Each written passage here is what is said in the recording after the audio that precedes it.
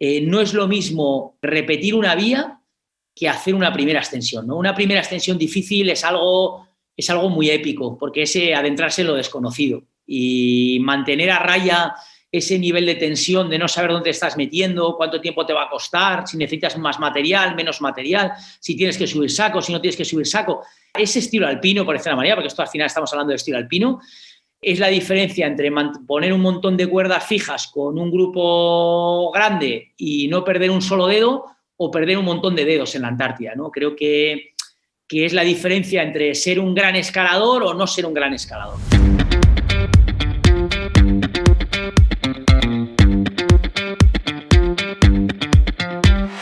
Bienvenido a Rock and Joy, donde disfrutas de la escalada más allá del deporte. Rock and Joy, tu podcast de escalada, en el que hablamos de cómo sacarle más partido a tu actividad favorita, para todos los amantes del mundo vertical.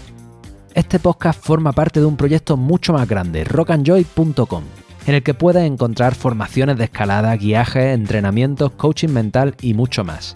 rockandjoy.com. Todos los viernes, desde primera hora, contigo Miguel Sancho.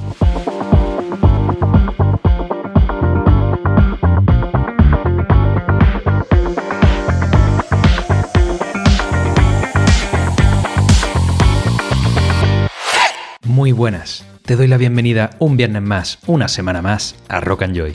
Tu fisu que entra a la primera y a prueba de bombas cuando vas apurado. Tu podcast de escalada. El episodio de hoy está patrocinado por Petzl. No solo se trata de diseñar y producir el equipo más seguro y versátil posible, sino también de compartir y enseñar cómo usarlo. ¿Te acuerdas de esos papeles que venían con tu grigri o tu cuerda cuando los compraste? No, ¿verdad? Casi seguro que ni te los has leído. Desde Petzl se le pone mucha atención para hacer unos cuadernillos técnicos sencillos y eficaces, para que aprendas a usar el material de la mejor forma posible. Pero si no lo vas a leer, no te preocupes porque también están en otros formatos a tu disposición en la web.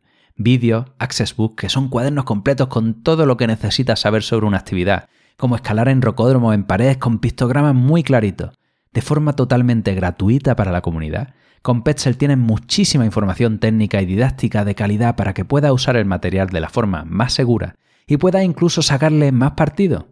Desde asegurar en varios largos, uso de poleas, plegado de las cuerdas, rápeles, mosquetones, autorrescates, lo que se te ocurra. En Petzl tienes cuadernillos, vídeos y consejos técnicos para ti. ¿Aún no los conoces?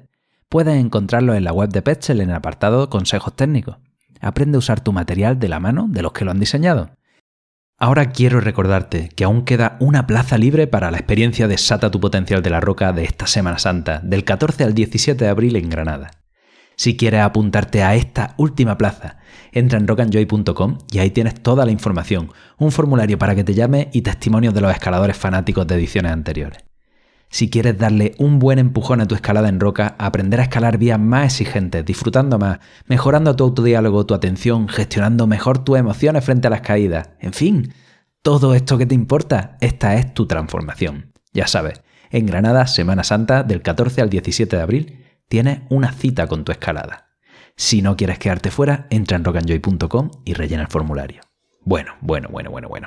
Vamos con el contenido de hoy. Eneko Pou, un grandísimo escalador y alpinista y aún mejor persona, y seguro que sabes de quién te estoy hablando. La historia viene de lejos. Ya a finales de 2019, cuando entrevisté a Iker, su hermano, intenté cuadrarlo con Eneko para hacerlo también una entrevista 3, pero por compromisos profesionales no pudo ser. 2 añitos más tarde hemos intentado hacerlo en Mallorca en persona, pero tampoco pudo ser. Y hoy por fin, después de darle unas cuantas vueltas el día de su 48 cumpleaños, hemos podido cuadrar para sacar esta charla tan apasionante. ¿Qué te digo de Eneko que no sepas? Durante las 2 partes de esta entrevista vamos a hacer un repaso a su trayectoria, a lo que le ha llevado a ser quien es, las actividades que hace, los riesgos que toma, la ética y todo salpicado de anécdotas y reflexiones súper interesantes. Una entrevista muy humana y cercana de uno de los grandes mitos de la escalada a nivel internacional. Ahora solo queda que la próxima los pilla a los dos en directo y después de dar unos cuantos pegues. Y no dudes que llegará. Así que sin más, vamos allá.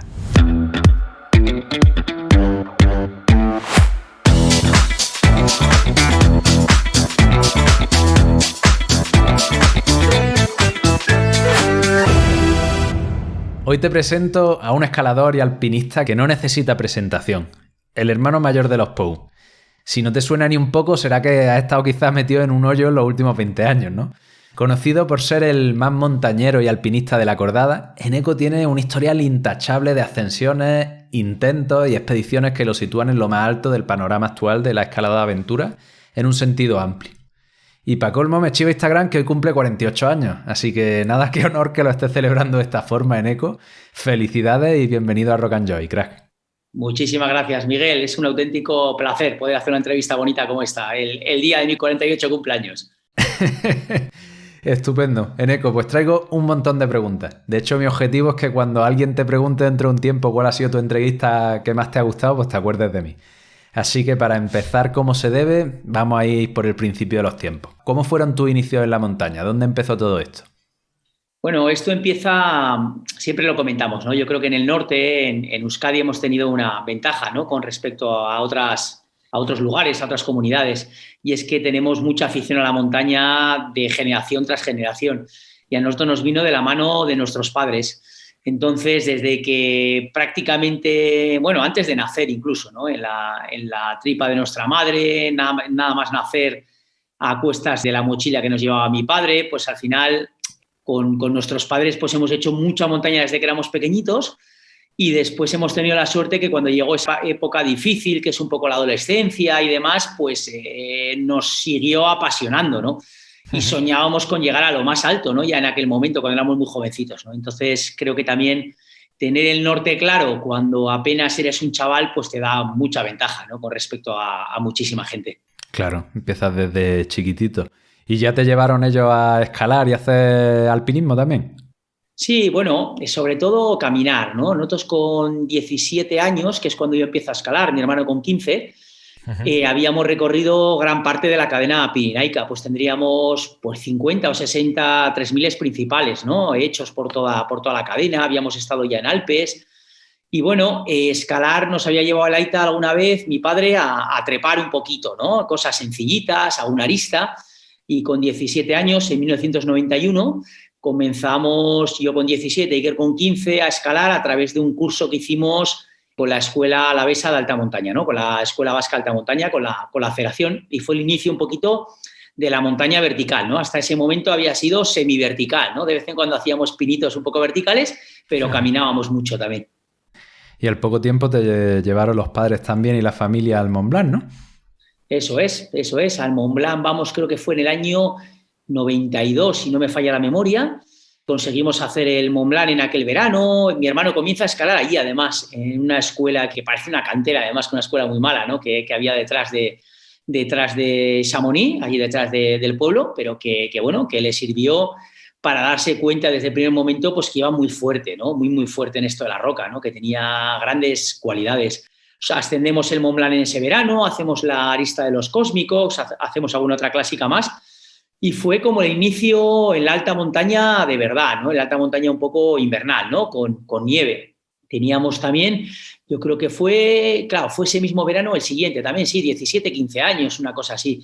Y nos damos cuenta pues, de que eso realmente sigue siendo nuestra pasión, en una edad en la que la gente se dedica sobre todo a salir de fiesta, a cosas de estas, ¿no? Y nosotros lo hacíamos tímidamente por estar con los amigos, pero el nuestro realmente era el monte. Y soñábamos con hacer expediciones pues como la gente que teníamos justo encima, ¿no? Que eran un poco la generación de Acho Apellani, de Juanito Garzábal, de Adolfo Mainaveitia. Teníamos un Antonio Miranda, un buen elenco de grandes alpinistas y grandes escaladores, solo ya en nuestra provincia, ¿no? Sin ir más lejos. Bueno, pese a hacerlo de forma tímida, como tú dices, ¿no? Siempre, después de haberme leído el libro y haber hablado con tu hermano, sé que tienes un montón de anécdotas en bares y discotecas.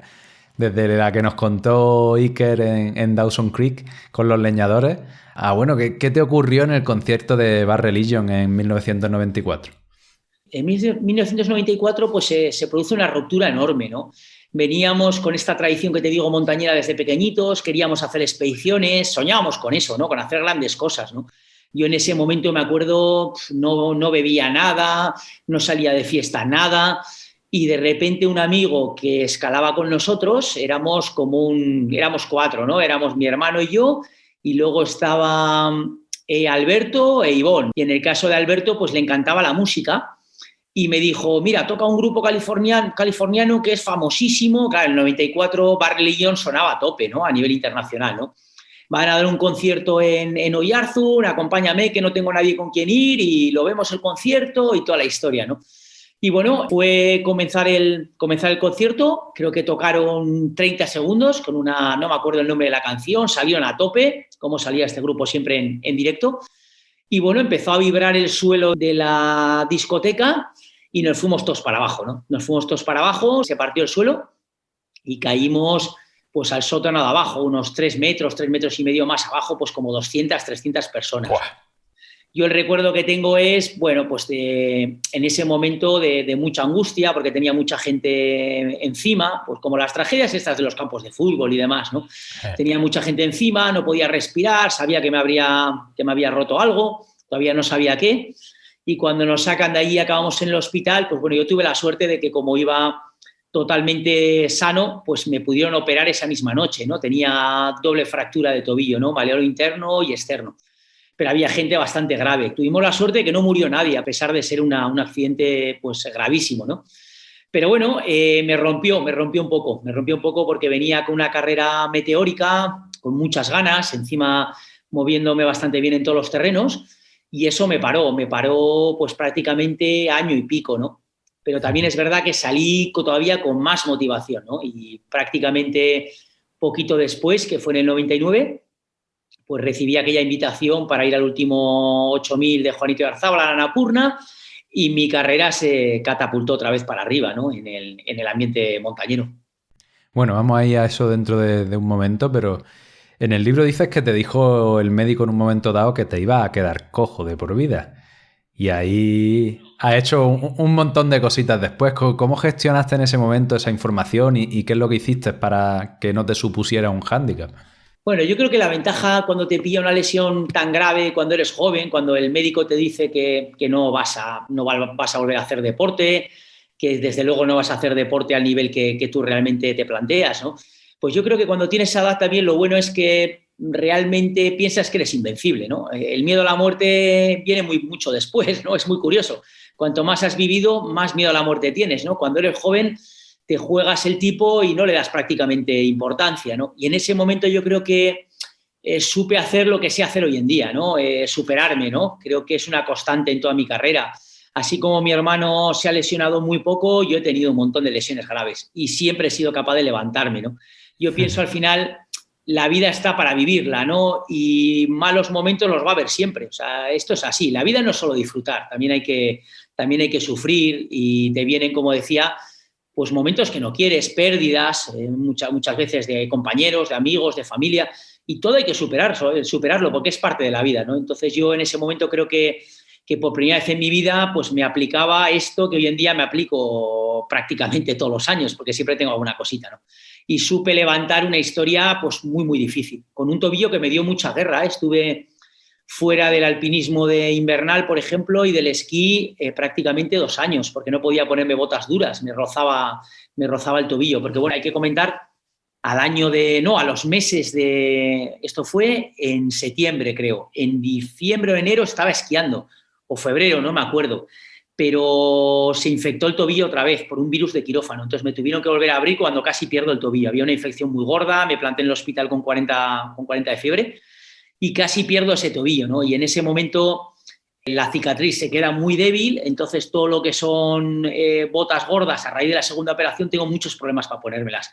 Entonces me quedo 2 años fuera del alpinismo que me gustaba mucho, el de invierno, y luego poquito a poco lo voy retomando, ¿no? Entonces yo qué sé, la vida es un poco así, hay que saber pasar el listón, ¿no? Cuando ese listón está alto.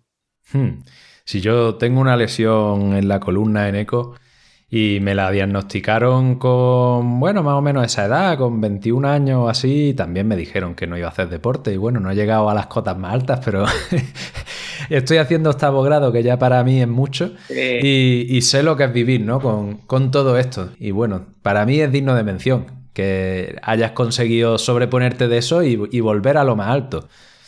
Sí, bueno. Sí, los que hemos pasado por ello, Miguel, lo sabemos, ¿no? Lo que supone levantar una lesión fuerte. Pero yo también, es otra cosa que le digo a todo el mundo, ¿no? Al final estas socavones que tienes que superar en la vida te hacen muchísimo más fuerte. Eres una persona mucho más preparada para lo que viene después, que esto es lo que la gente no se da cuenta, ¿no? Cuando te viene todo muy fácil no estás preparado para pelear, ¿no? Cuando te vienen las cosas difíciles es cuando realmente te conviertes en un guerrero, ¿no? Sirva el símil este que he puesto, que tiene un poco que ver con lo nuestro, ¿no? Pero para que la gente lo entienda. Tal cual. Bueno, entonces dices que a los pocos años vuelves a estar ahí y recibes esa invitación para volver al alpinismo de más alto nivel y te vas a la Annapurna en el 98 con Juanito. ¿Qué ocurrió? ¿Qué pasó allí en esa expedición? Sí, bueno, fue una expedición complicada, ¿no? Complicada porque yo no tenía experiencia en altura, tenía muchas ganas, había hecho mucho alpinismo por casa, buena actividad en Pirineos, buena actividad en los Alpes, bueno, sobre todo Pirineos, ¿eh? Y que yo siempre hemos dicho que muchas veces más que alpinistas somos pirineístas, ¿eh? Porque somos muy, muy de Pirineos.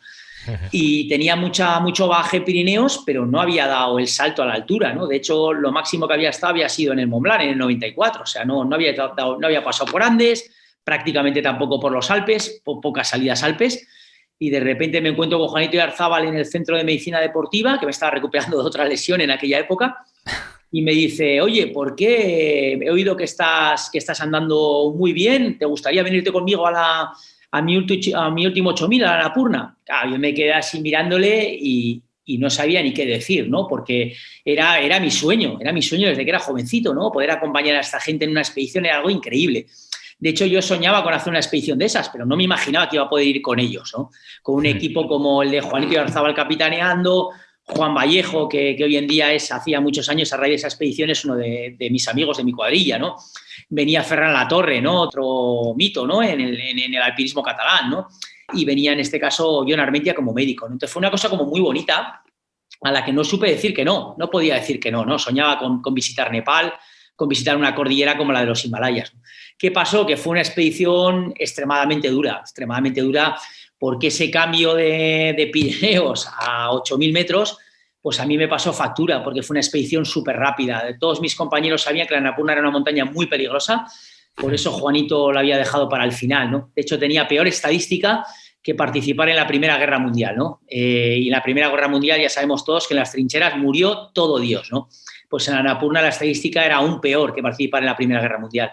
Entonces quisieron subirse a la montaña lo antes posible en el momento que dio oportunidad, pero eso supuso que estábamos haciendo el ataque de cumbre en 14 o 13 días desde que llegamos al campo base, ¿no? Ese campo base era un campo base aclimatación, ¿no? A 4.400, una aclimatación justísima para mí, ¿no? Y yo lo pagué, llegué hasta el campo de altura 7.400, no pude salir esa noche para cumbre. No te puedes imaginar lo que supuso eso para mí, a nivel anímico, psicológico, pero estaba con un edema cerebral gordísimo en el campo de altura y tuve que renunciar, no pude salir y a la mañana siguiente, de hecho, tuve a Juan Vallejo y a Ferran Latorre pegados a mis talones para conseguir salir de allí con vida, ¿no? O sea, yo creo que es la vez que más cerca he estado de no contarla, ¿no? Con un pie en este lado y otro pie en el otro. Wow. Bueno, si a eso le sumas que vienes de la lesión, que en ese año también habías tenido pérdidas de otros compañeros, debió ser una etapa durísima.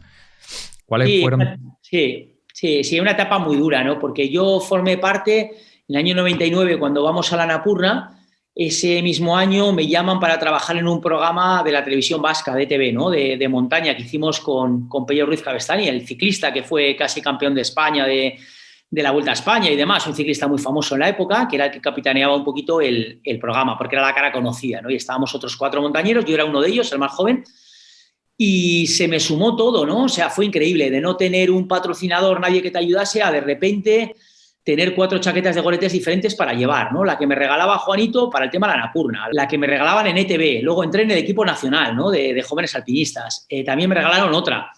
Y era como vivir un sueño, ¿no? Un sueño que de repente, pues un año después, justo después de la Annapurna, a punto de perder la vida en la Annapurna, mueren 3 de los compañeros del equipo, Pepe Chaverri, el que era el director, David Larrión, el que era mi compañero de escalada en invierno en aquella época, y Pablo Salas, un chico de Granada, creo, además, ¿no? Me quiere sonar, no sé si granadino o malagueño, creo que granadino, que estuvo en el segundo equipo. Estos chicos estaban en el segundo equipo, justo acabé yo y fueron ellos, ¿no? Murieron en las Grandes Llorases, en los Alpes, ¿no? Y fue un mazazo impresionante, ¿no? Porque me di cuenta de que la montaña no era un juego. Hasta ese momento había sido un juego, pero claro, estoy a punto de morirme en la Annapurna. Después se me matan 3 compañeros con los que tenía mucha relación. Entonces, todo eso hizo que me lo tuviese que pensar mucho, ¿no? Y tuve una una crisis de identidad bastante fuerte con el alpinismo, sobre todo el de Piolet y Carampones. Me di cuenta que era peligroso, ¿no? Y la realidad también es que a raíz de eso, a lo largo de mi carrera, cada vez que me he acercado mucho al alpinismo técnico, al de verdad, al duro, he tenido este problema, ¿no? Siempre he tenido gente que se me moría alrededor. Nos ha pasado esto mismo la semana pasada y se hace muy, muy complicado. La verdad es que se hace muy, muy complicado. ¿Y cuál sería el mayor aprendizaje que has tenido de todo este proceso, de toda esa época que hayas llevado hasta ahora? Buena pregunta, Miguel, buena pregunta. Buena pregunta que voy a tener que pensar, ¿no? El mayor aprendizaje es difícil. Ahora, por ejemplo, estamos, y que tanto Iker como yo soy más reflexivo que mi hermano, ¿no? Estamos en pleno periodo de reflexión, ¿no? De reflexión total, porque la semana pasada sufrimos este accidente gordo en Gavarnie, murió un compañero francés con que estaba escalando al lado nuestro, murió delante nuestro, y nosotros estuvimos muy cerca, ¿no? Estuvimos muy cerca nosotros dos, muy cerca el chico que murió, que al final murió, su compañero, muy cerca dos gendarmes también. El aprendizaje ahora mismo estoy, como te digo, en pleno proceso de reflexión. Me costará unos días todavía sacar un aprendizaje, ¿no? Yo creo que es algo que nos apasiona porque la montaña es algo que la llevamos dentro desde pequeñitos, pero como te decía, a raíz del año 99-2000 me doy cuenta que no es un juego, me doy cuenta que es algo muy serio, me doy cuenta que hay un montón de gente que te quiere y sobre todo por ella pues hay que intentar llegar a viejo, ¿no? El alpinista bueno es el que llega a viejo, ¿no? Esto Iker y yo siempre lo hemos tenido muy claro, ¿no? No vale de nada una actividad o 3 actividades muy potentes cuando eres joven para luego desaparecer a los pocos años, ¿no? Y esto está sucediendo con muchísima gente, ¿no? Entonces intentar sobrevivir, pero cuando te ves como la de la semana pasada, pues te das cuenta que ni siquiera ha estado en tu mano, ¿no? Entonces te da mucho que pensar. Me resulta muy difícil, ¿no? Tanto a Iker como a mí, ¿no? Pensar en una retirada, porque incluso en un momento triste como el que estamos viviendo ahora, a nosotros esto nos gusta demasiado, es parte de nuestra vida y siempre hemos pensado que es mucho más bonito vivir con intensidad y comerte la vida a bocanadas, ¿no? Que vivir tirado en el sofá para que no te pase nada, ¿no? Esa falsa seguridad que nos venden en el primer mundo, ¿no? No creemos en ella, ¿no? Creemos en una vida pues relacionada con la montaña, intentando hacer actividades bonitas, haciendo un montón de amigos por todo el mundo a cuenta de estas actividades, porque como siempre decimos, esto es mucho más que un deporte, ¿no? Esto es un estilo de vida, ¿no? Entonces yo creo que tanto Iker como yo, como en momentos tan difíciles como el de ahora, porque te digo de verdad, Miguel, que está siendo muy difícil, no nos planteamos para nada una retirada. Yo creo que nos vemos haciendo montaña como Carlos Soria hasta que el cuerpo aguante. Bueno, es muy valiente la postura. Y no lo sé si suscribo. Valiente o inconsciente, pero bueno, es lo que es, ¿no? Es igual de valiente e inconsciente subirse a un coche y ponerse a 110 kilómetros por hora en una carretera de doble sentido y lo hacemos todos, ¿no? Y nadie nos tacha. O sea que, bueno, es cuestión de cómo normalices y cuál sea tu habituación a lo que estás haciendo. Eneco, hay que ser... Nada. Vamos, hay que seguir y hay que seguir la entrevista también. Así que vamos ahí a un terreno un poquito más agradable. Estamos en aquella época, vuelves, era un momento duro y todavía no formaba una acordada habitual con tu hermano. Pese a que seguro que escalabais juntos y hacíais montañas, hacíais de todo, pero no erais los hermanos Pou, ¿no? Él estaba más cerquita, centrado en la deportiva, cerca de encadenar acción directa, que en aquel momento era la vía más dura del mundo, con el permiso de Hubble, que ahora parece que es el primer 9A. ¿Y cómo surgió esta idea de hacer actividades de corte de más aventuras juntos? O sea, ¿fue algo premeditado o de forma orgánica cada vez vais haciendo más cositas? Bueno, como comentabas, transcurrió en paralelo, ¿no? Llevamos como 2 carreras en paralelo, ¿no? Yo había entrado en el equipo nacional, había ido con Juanito, estaba llevando una vía mucho más alpinística, era como un tren que se separa en 2 carriles y van en paralelo, un tren al lado del otro, ¿no? Cada tanto nos juntábamos, hacíamos cositas. En el año 97, de hecho, hacemos la primera en libre y en el día al Pilar del Cantábrico, que era la vía de escalada en libre más importante que había en este país, ¿no? Muy, muy importante. De hecho, si te acuerdas, la primera fue un andaluz, además granadino, creo que era sí, Paco Fernández, sí, ¿no? El Cherpilla. Lo hizo por separado, los largos por separado, no se habían conseguido encadenar la vía en el día, pero claro, el nivel de la época era muy alto, ¿no? Yo, posteriormente, hemos investigado un poco, hemos oído hablar de Paco, por ejemplo, y a todo el mundo que le hemos oído hablar de él decían que era un auténtico portento, ¿no? Que era un tío excepcional, ¿no? Y estamos hablando de hace muchos años. Paco yo creo que está metido en esa vía a principios de los 90, o sea, estamos hablando de que la deportiva en España estaba casi en pañales a principios de los 90, ¿no? Entonces, meterte en una pared así es algo como muy impresionante. Entonces, cuando hacemos el Pilar del Cantábrico en el 97, es algo que suena mucho, ¿no? Porque al final somos dos chavales, yo tengo 23, mi hermano tiene 20 en ese momento y de repente pues nos subimos por el pepino aquel, ¿no? Pero claro, hay gente que les sorprendió, a nosotros no tanto, porque veníamos del monte, entonces era un poco la transición lógica, ¿no? Volver un poquito hacia las montañas. Y esto ocurre en el año 2000, mi hermano consigue acción directa, claro, coge y se sube con 23 años por la vía que toda su generación anterior no había conseguido repetir, ¿no? La realidad con acción directa es que la hace Wolfgang Gulich en el año 91, me parece que es, ¿no? 91 me parece. O 92, no me acuerdo muy bien. Creo que en el 91 y muere en el 92, me parece, ¿no? El accidente de coche, aquel desgraciado accidente de coche. Y posteriormente la repite Alexander Adler en el 95, ¿no? Los alemanes tienen muchas dudas, por ejemplo, con esta repetición. Yo creo que por eso al final, cuando Iker la hace en el año 99, hay mucha gente que la considera primera repetición, además, y encima de un chico de la siguiente generación, ¿no? Entonces fue algo muy sonado, ¿no? Pero en ese momento también hablo con mi hermano, tuvimos una conversación muy interesante, porque nos fuimos justo después de conseguir esa acción directa, nos fuimos al Yukon canadiense con una expedición a las Inescalables, una montaña, al Monte Proboscis, una montaña, una pared de 900 metros, 850. Nos fuimos con el filo de lo imposible, ¿no? Y fue algo como muy chulo, muy montañero, muy escalador, pero también muy montañero, muy de aventura. Y hablé con él a la vuelta y le dije, tío, has conseguido con acción directa el tope realmente que se puede hacer ahora mismo a nivel mundial, a nivel de deportiva. No se puede hacer realmente, pues quizás Havel, como decías tú, ¿no? Pero acción directa era el top, ¿no? A nivel mediático, a nivel de reconocimiento, a nivel de dificultad. Le dije, has conseguido esto, ¿por qué no formamos equipo? Intentamos hacer escalada y alpinismo de aventura a la vez que conseguimos también vivir de esto, ¿no? Que es una cosa muy complicada en este país cuando no son con actividades que sean relacionadas con montañas de 8.000 metros. Nosotros hicimos de buque rompehielos con todo el tema de la escalada, ¿no? Sí, es bastante evidente, ¿no? Y bueno, y así fue como nos fundimos en esa cordada que ahora se conoce como la cordada de los hermanos Pou. Ey, ¿aún no conoces Climbskin? Sus productos son uno de mis grandes aliados para la escalada. Un kit que no puede faltar en mi mochila. Porque si dedico tiempo y esfuerzo en prepararme, en entrenar, comer bien y descansar mejor para ir a darlo todo en los proyectos, lo último que quiero es que la piel suponga un freno en mi escalada. Y es ahí donde entra Climbskin. Tienen un non-stop kit Welcome Pack, súper fanático, con crema regeneradora para la piel, gel de silicio orgánico para descargar la musculatura, el increíble esparadrapo que es lo mejor que he probado jamás, en serio, con un corta uñas preciso, una lija de madera y un fingercillo. Y todo esto envuelto en un neceser resistente súper chulo que siempre tengo en la mochila. Una pasada para llevar contigo a todas partes que tienen de oferta en la web y que además, por ser oyente de Rock & Joy, te puede llevar aún más barato, introduciendo el código JOY, J-O-Y en mayúscula, en el checkout de su web. No te olvides, climbskin.com, climb de escalada y skin de piel, tú juntito.com y el código JOY, J-O-Y en mayúscula.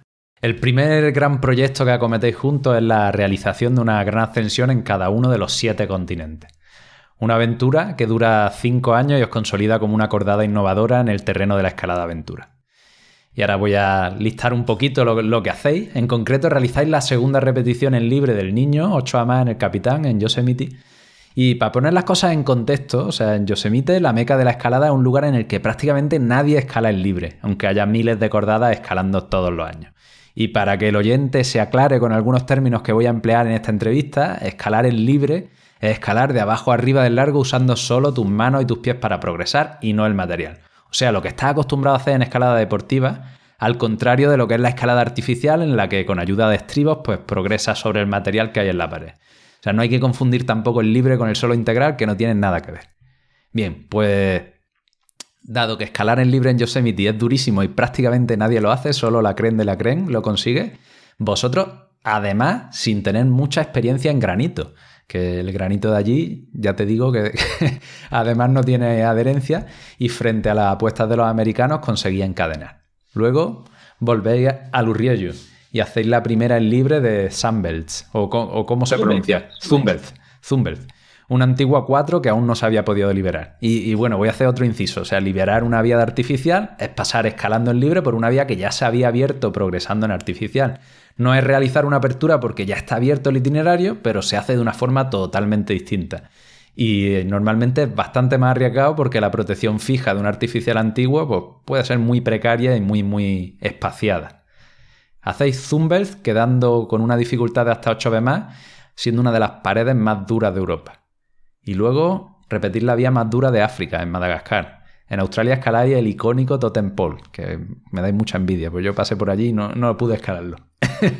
Vamos, no llegué ahí a Tasmania. De ahí pasáis ascensiones de corte alpino con la liberación de Eternal Flame a la torre sin nombre del Trango en el Karakorum, Pakistán, todo un hito. Luego Patagonia, donde tras 2 expediciones hacéis cumbre en el Fitzroy por la Supercanaleta y para poner la guinda al pastel, una aventura de verdad en la Antártida, una expedición de nombre al Cerua Peak, llegando a la Antártida en velero. Una apertura también. Y si permites que hable tanto también, voy a hacer otro apunte sobre lo que es una apertura o abrir, que últimamente se confunde con escalar de primero en deportiva. Y no hay algo que me toque un poco más las narices. Una apertura es entrar desde abajo a un itinerario virgen por el que nadie ha pasado antes, con toda la incertidumbre de si se podrá pasar o no, sin saber previamente la calidad de la roca porque nadie la ha tocado. Es realmente la quinta esencia de la aventura en la montaña, de la roca. Es pasar por donde antes no se había pasado y contarlo al mundo. Eso es abrir. Bueno, hecho este repaso en eco y estos apuntes para poner en contexto las ascensiones diferentes que habéis hecho, me gustaría que escogiera una de estas expediciones de estas 7 a la que más cariño le tengas y me cuentes en detalle cómo fue, cuándo empieza, cómo conseguís llegar allí, cómo conseguís fondos, cómo se desarrolla. Bueno, mira, te voy a hacer un resumen muy rápido, ¿no? De las sensaciones un poco de las 3, ¿no? O sea, te voy a redirigir la pregunta. Como los políticos casi, Miguel, como los políticos.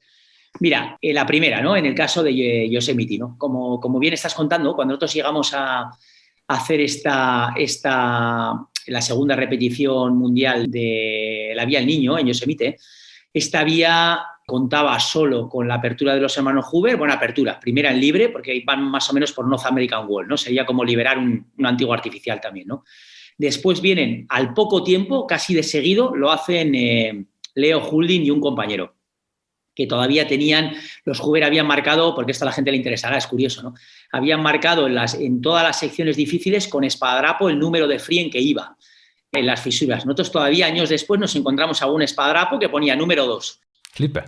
Sí, los Hoover han sido siempre, son alemanes, ¿no? Bávaros además y gente muy organizada y muy bueno. El tema que se dice los alemanes no es por casualidad, no es verdad, ¿no? Y entonces, cuando repiten Leo Houlding y compañía, tienen todo esto marcado. Nosotros cuando vamos ya unos años después, porque la vía creo que se había hecho en el 97, ya no encontramos prácticamente nada de esto, ¿no? Entonces, yo creo que fue una extensión muy meritoria, porque era la primera en libre al capitán a nivel nacional, era la primera que se hacía. Prácticamente nadie en aquella época escalaba en libre en el capitán. O sea, estamos hablando, ahora mismo todo el mundo está probando un montón de vías, pero en aquella época yo creo que había como 4 o 5 ascensiones en libre al capitán, no había más, o sea, había muy poquito, ¿no? Y sobre todo lo comentabas antes, no teníamos experiencia en granito.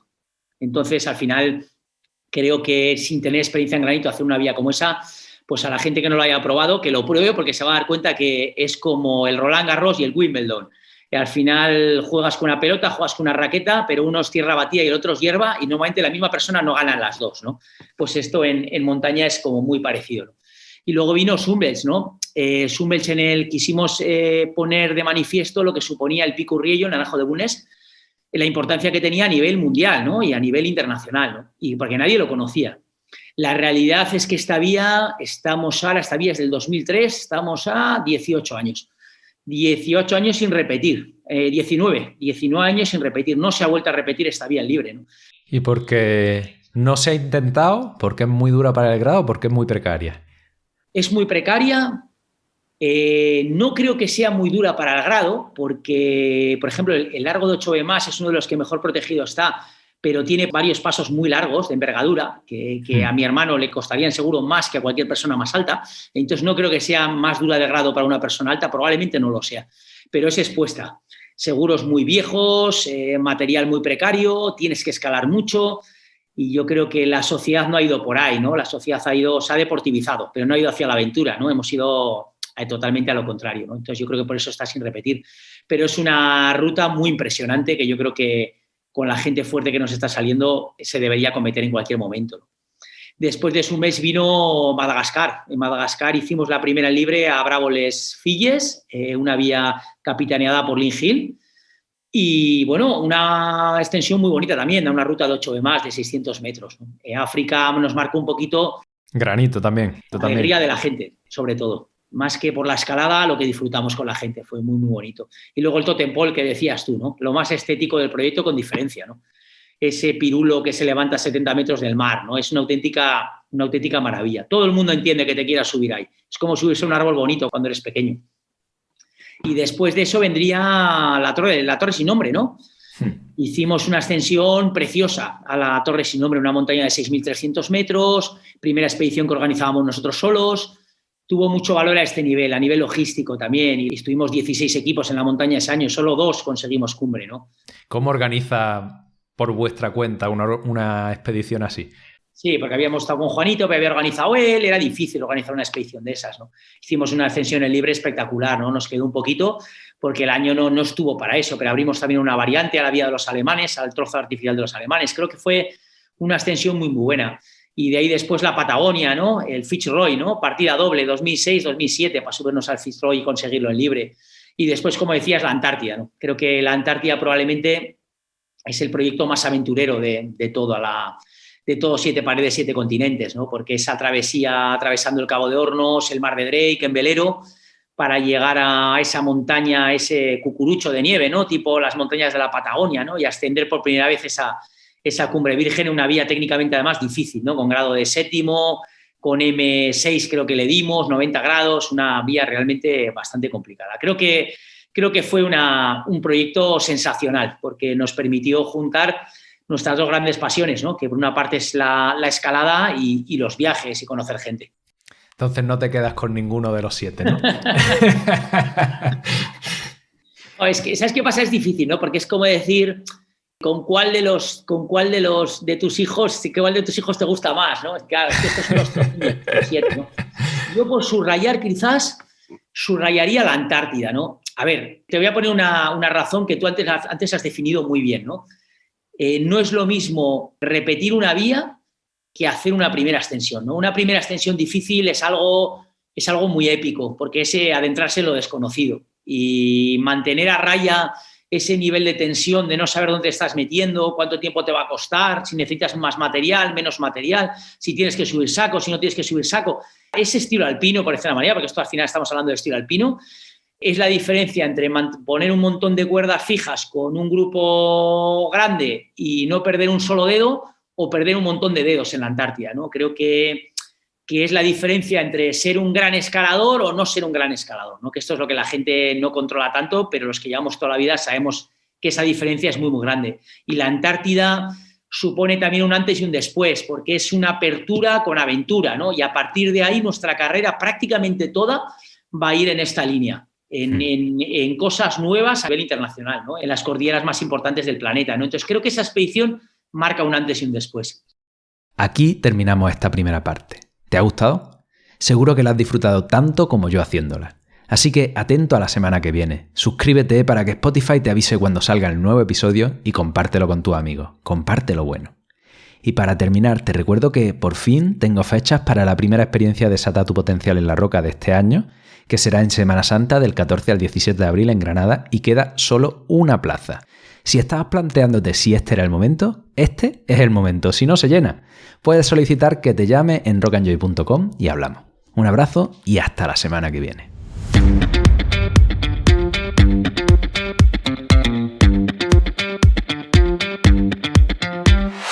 ¿Te ha gustado este episodio? Puedes escuchar muchos más capítulos exclusivos en Rock and Joy Origen, el podcast privado en el que cada martes te traigo una nueva herramienta, un nuevo aprendizaje directo a tu móvil, además de los episodios de Rock and Joy por adelantado. puedas entrar por menos de lo que te cuesta la tapa de después de escalar en origen.rockandjoy.com. origen.rockandjoy.com. Para terminar, ya lo sabes, escala, explora, disfruta, atrévete, diviértete y no la pierdas. No pierdas la mentalidad del principiante.